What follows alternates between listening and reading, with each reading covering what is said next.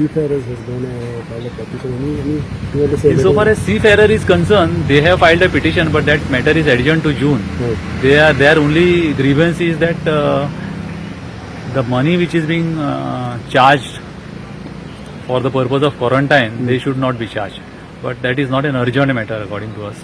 Secondly, their case is that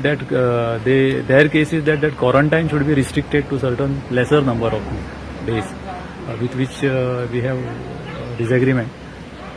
According to us, the government has a right to provide for a particular number of quarantine. That is in the interest of the people and in the interest of the family members of the very same seafarers also. Government filed reply in this matter. Now the government has been given some time, 2 weeks time to file a reply, because there is no urgency insofar as this petition is concerned. So when the next hearing will come? It is likely to be listed on 6th of June.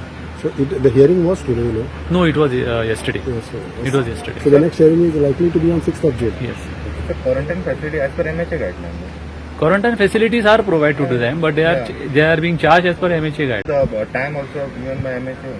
Yes, there is a time limit. See, MHA guidelines are the minimum precautions which are to be taken, but there is power in the state government to impose stricter restrictions, and it is within the domain of the state to have such restrictions.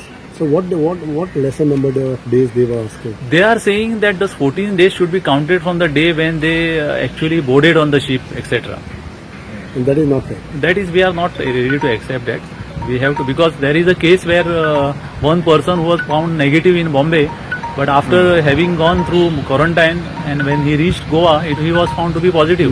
So I think there should not be any objection on this count, because it is in the interest of the very same seafarers as well as their family members and the people of Goa at large.